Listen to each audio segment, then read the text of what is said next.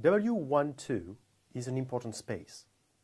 Actually, all Wm2 spaces will be important. So for any m, any integer m, we define hm as Wm2. And if m is equal to 0, h0 will be simply L2. Now, it is important because we can define an inner product. It will be a Hilbert space. Let's define the inner product in hm, in Wm2.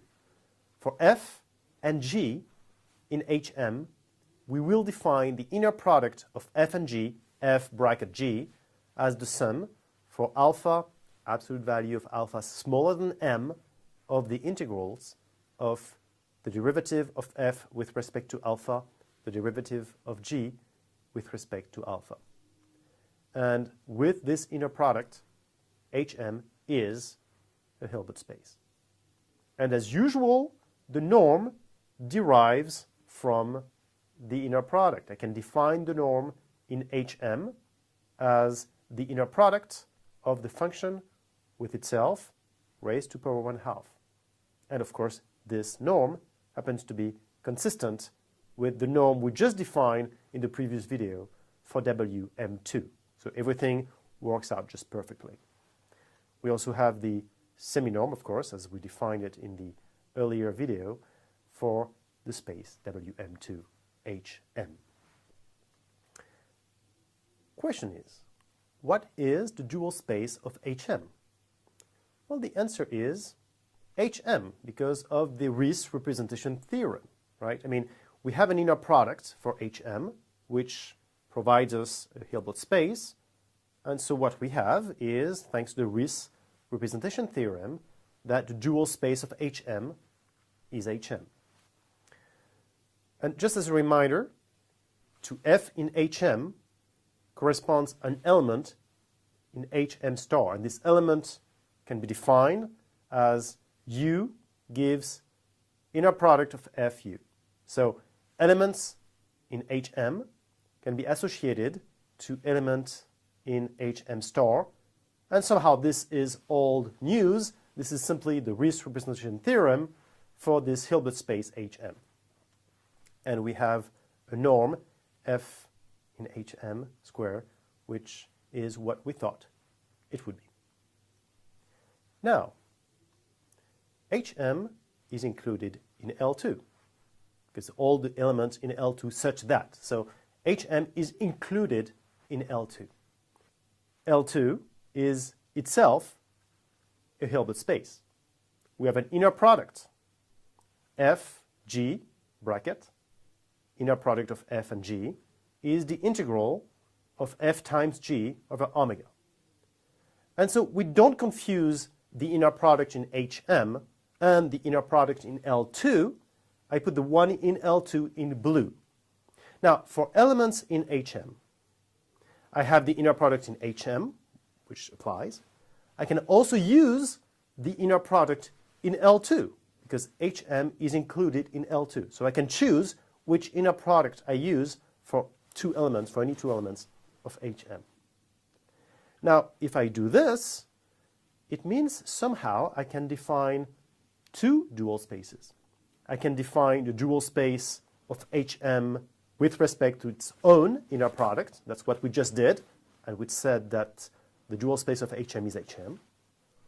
Or I can define somehow a new dual space. So, buy one, get one free.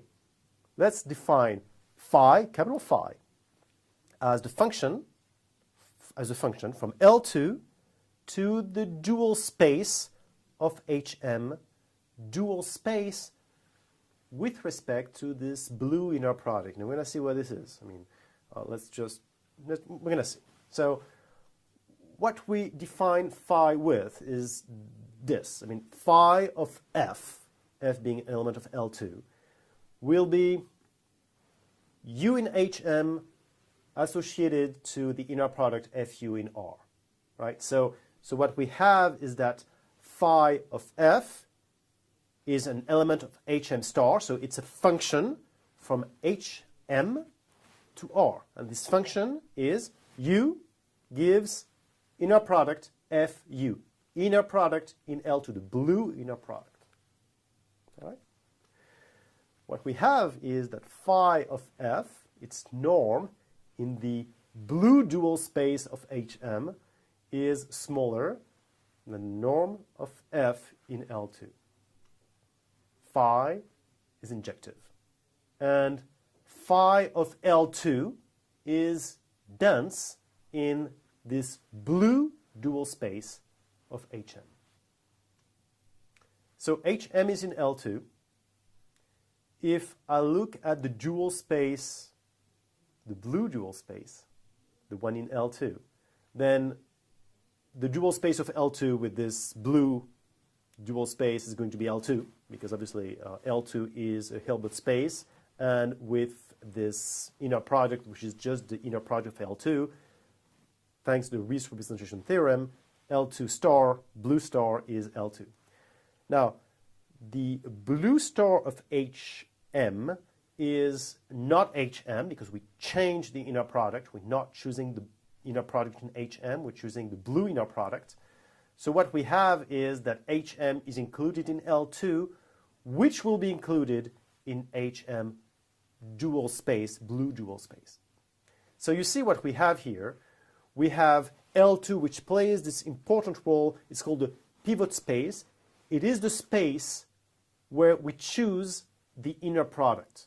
And if we choose the inner product in L2, and we look at the dual space somehow of Hm, this time it is not Hm, it's something else, something that will be bigger than L2.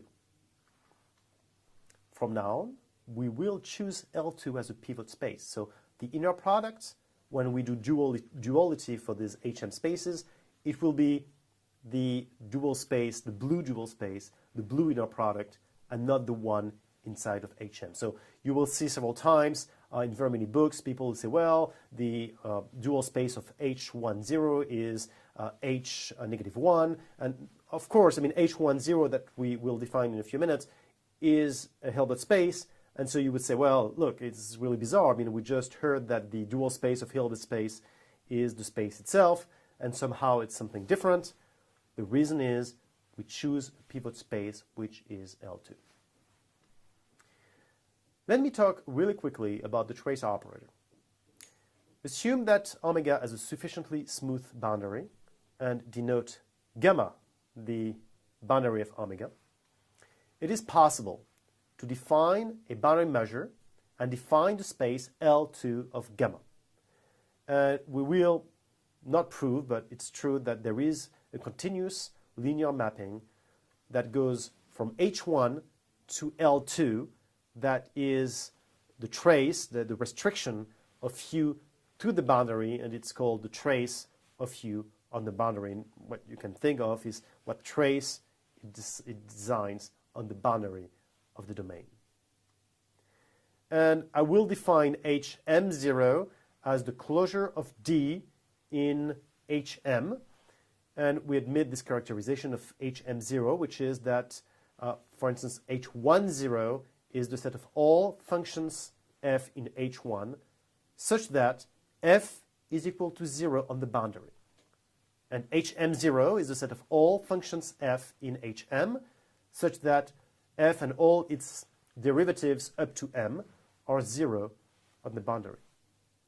Finally, let's talk about the Poincaré inequality, and let omega be a bounded connected subset of Rn with a Lipschitz boundary, so it's a regularity on the boundary. There exists a constant c, which is not equal to 0 and which is positive, depending only on the shape of the domain, such that U in H10 of omega has this inequality, gives this inequality. The norm in L2 of U is smaller than this constant times the norm of the gradient of U, its derivatives, in L2. That is the Poincaré inequality. And I just would like to point out that H10 is extremely important. You need to have H10. It would not be true in H1. You need to have H10 to have the Poincaré inequality. And of course, you can verify it would not work in H1, because if you take u equal to 1, you can verify that it would not work. The gradient here would be 0, and here you would get the norm u in L2, which is not 0, and so obviously this would not work out. Norm equivalence. When the open set omega is bounded, the semi-norm and the norm will be equivalent thanks to the Poincare inequality. Finally, the Green's formula. Let's take a domain omega which is sufficiently smooth. Let n be the unit outward normal to omega, and ei a basis of Rn, the basis of Rn, the one you think of with 1 and zeros and 0, 1 and zeros and so on and so forth. For any u and v in H1, we have that formula here. It is called the Green's formula, and it's somehow a little bit like the integration by part, but it applies to a function which is defined in this domain with sufficiently smooth boundary. And we're not going to get into the details of what sufficiently smooth means. There is a lot to say about sufficiently smooth here. Just assume, for instance, it's C1 would be good enough, but you can actually go lower than C1 in regularity, and that would work as well.